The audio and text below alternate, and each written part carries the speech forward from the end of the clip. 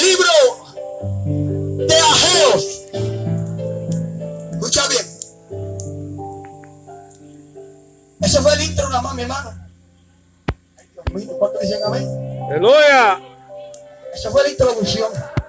Ahora es que fue el mensaje.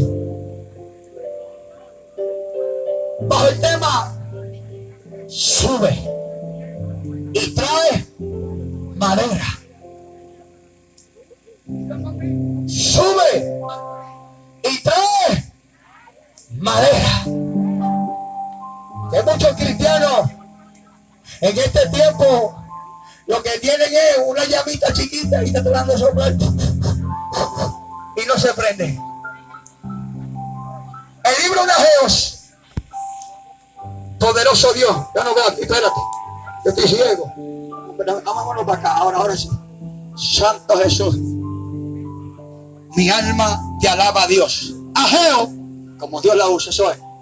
El libro de Ageos, capítulo 1, versículo 8. Mira, vamos a darle 7.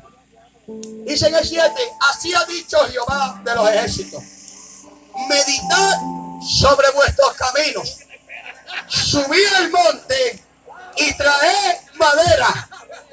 Escucha bien, subid al monte y traed madera, y reedifica la casa, y pondré en ella mi voluntad, y seré glorificado, ha dicho Jehová. Ha dicho. Cuando vemos esta palabra, mi alma te alaba a Dios. Vamos acá, hermana, porque no te dejes tanto tiempo. No aprendí la palabra. Cuando vemos esta palabra, tiene una palabra a este hombre profeta llamado Ageo.